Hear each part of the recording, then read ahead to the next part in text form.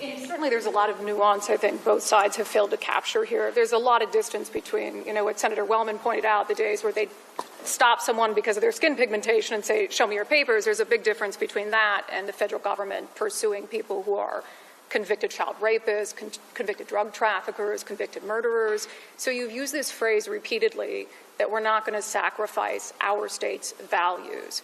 We have several instances in this state. I see the chief of the patrol behind you.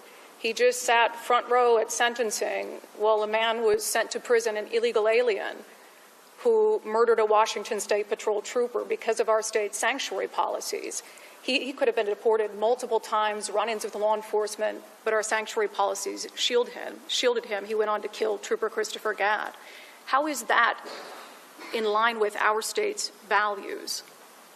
Our job is to make sure we're adopting laws that make the appropriate balance.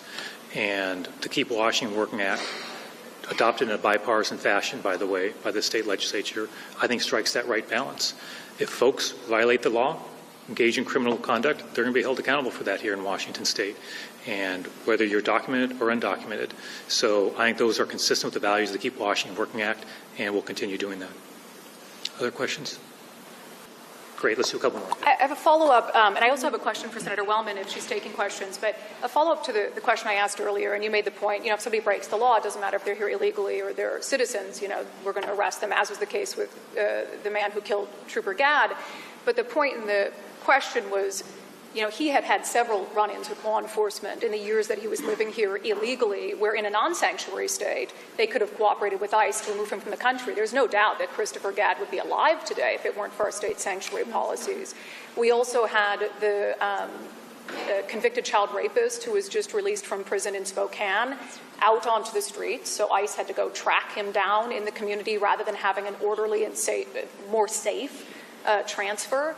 So no one's saying, let's go round up people in the fields or whatever it is, but why not cooperate with the federal government and with ICE when it comes to known violent criminals who we could remove from our streets in the interest of public safety? Yeah, appreciate it. I think I've answered that question. Any other questions that folks have?